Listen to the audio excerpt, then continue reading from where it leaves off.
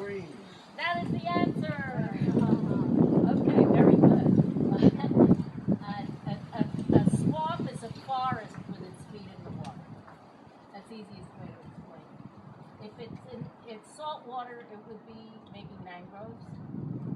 If it's fresh water, it could be a cypress swamp like this. It's named after the predominant tree that's in it. That doesn't mean all the trees are cypress, but these are cypress trees, and this is why they call it a cypress swamp. What's the next question everybody asked me? Yes. Anybody got a question?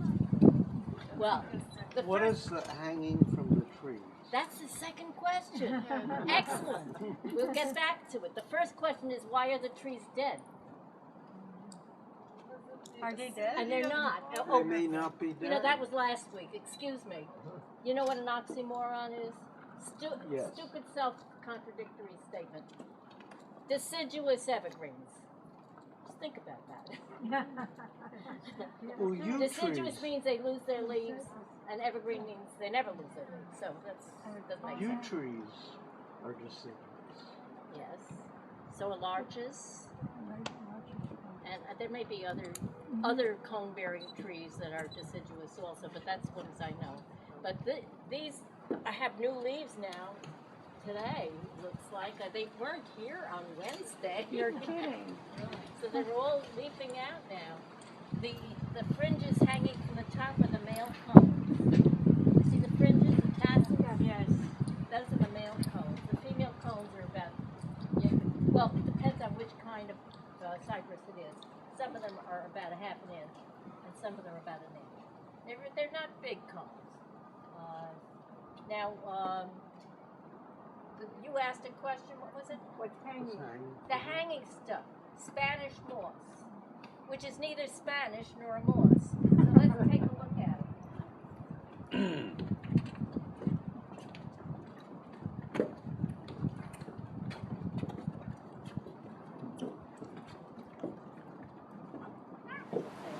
These are the old seed pods. So they had flowers. They had flowers and seeds. And this would last as a mattress for a long time? I don't know. But Henry Ford stuffed the first seat cushions with it. Oh! Now, the reason it's gray, I've been told, is they have some cells on the surface of the plant which turn opaque in the sunshine to protect the plant from too much sun. And as soon as it rains, it turns green because it becomes transparent. You can see the chlorophyll inside. Somebody translating for the kids? We will have to. See, there's a little fluff here. See the fluff with the seeds? Here we go. See the seeds each seed has a little fluff on it. Oh, yeah. And if they're wind dispersed, and everywhere the wind carries these seeds, here. Just like the dandelions. Yes, it's wind dispersed also. It's not related to the dandelion, but I need a knife. An axe. It's hard. I need if the poop has fur or bones in it, it would probably be a bobcat. If it has fish scales and fish bones or crayfish parts in it, it would probably be an otter. And if it has fruits in it, it's probably the raccoon. Because they're new growth trees, lets in a lot of light. We get a lot of ferns and beautiful plants which you might not have in an old growth swamp because they get more light. Okay? And we're going to see a lot of ferns and other kinds of plants. And this is another bayberry right here. And see that lizard down there? You see a lizard? On the log. Whereabouts on the log? Oh, right here. Everybody see this little lizard? Come close, honey. You can't see over people's heads. Can you see the little lizard on the... Okay. And that is called a Cuban brown anole. A-N-O-L-E. It's not a gecko. It's not a chameleon. It's a Cuban brown anole. And I'll get out of the way so other people can... That acre is too thick. And a man from Germany found out about this. He came here. He synthesized it. His name was Bayer. Now this is your original source of aspirin, and the name for aspirin is salicylic acid, comes from the word salix, which means willow. So salicylic acid, acetyl salicylic acid comes from willow trees originally. Now it's being synthesized. So this is another example of a medicinal plant that you can find in wetlands or in wild areas. Looks like a maple.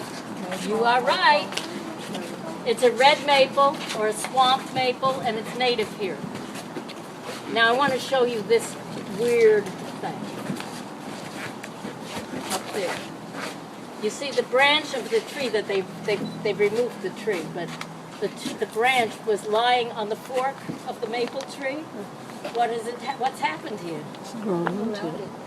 It grew around it. That's thigmotropism again. So you see, it's not just cypress trees that have thigmotropism. This is a maple tree.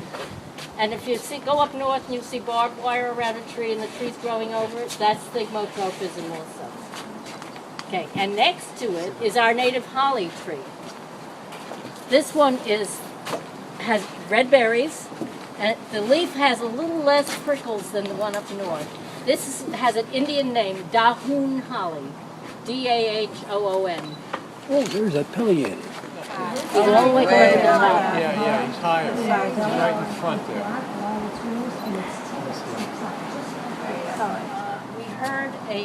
We heard a splashing. So he got down on his hands and knees. What are you looking at? He just, Yeah, Pileated just the pileated too.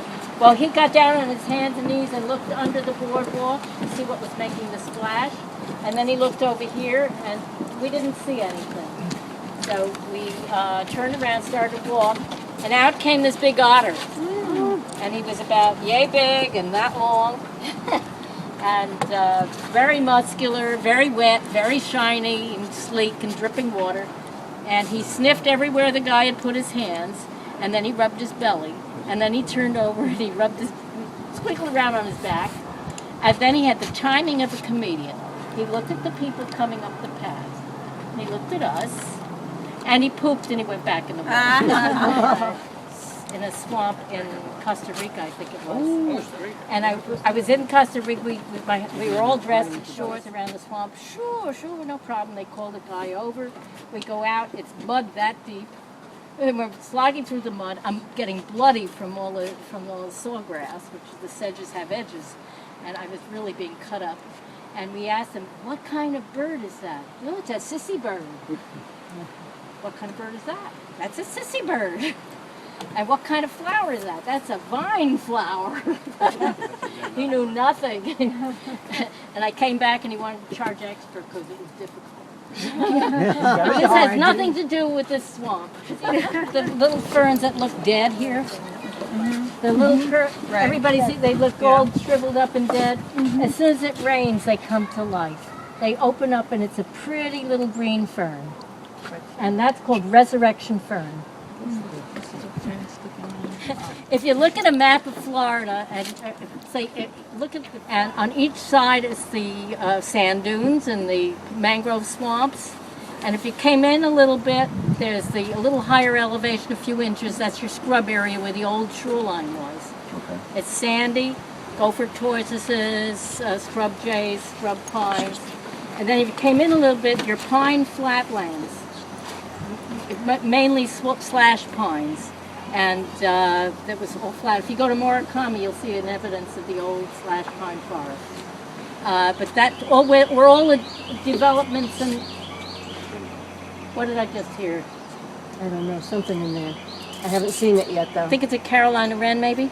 I don't know. If you came in a little bit from the slash pine forest, where all the developments and stores are now, there was a dip on both coasts, and that was your swamps.